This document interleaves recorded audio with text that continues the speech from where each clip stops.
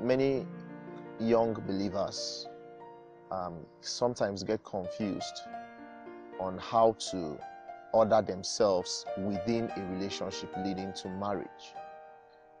And there are so many things that are going on in the world now, and there's a lot of perversion and depravity. And some of these things are creeping into the church, and that's not God's will. And so it's important for us to draw the line. Life is about boundaries. First and foremost, you need to realize that as a believer, you have been called out of this world and you have been called into God's glorious kingdom. And because you have been called into God's glorious kingdom, your standards are much higher than the standards of the world. You do not look up to the world. The world is supposed to look up to you.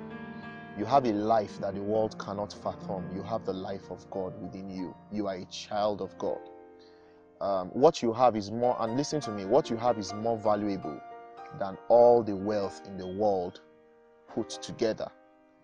Your eternal life, just the eternal life you have as an individual child of God, is more valuable than the whole world.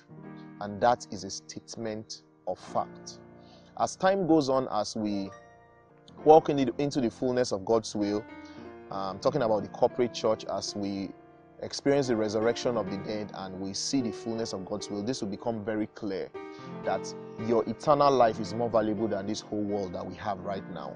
And so you should know how much God has elevated you. You shouldn't design your life according to the standards of this world. Now, anything that doesn't have a purpose, anything that doesn't have a clear purpose can be easily messed up. If you're in a relationship with a sister as a brother, if you're in a relationship with a brother as a sister, that relationship must be very clear. If it's called a relationship, it must be very, very clear.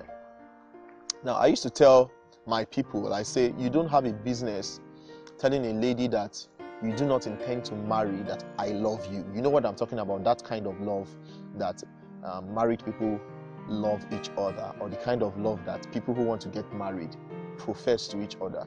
If you are not sure you want to marry a sister, you shouldn't go about sending her text messages and telling her that you love her. That borders on indiscipline as a believer. You see, it's possible for you to live a clean life as a believer, and that's the life that God has called us to live. But you need to make the boundaries of your life very, very clear. There are certain things that you have to be careful about so that you don't go about defiling yourself. Not just physically, but even in your mind. You should be very careful that you do not allow immorality creep into your relationship.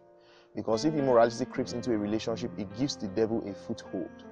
And it is a very serious matter.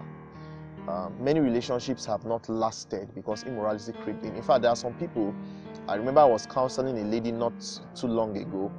The person she was in a relationship with was actually somebody that was the will of God for her, but somehow immorality crept into that relationship and the relationship just went strange. I have seen many situations like that, and because they have given the devil a foothold, strange things begin to happen, and sometimes many of those relationships end up scattering, because the formula for believers is very different from the formula for unbelievers.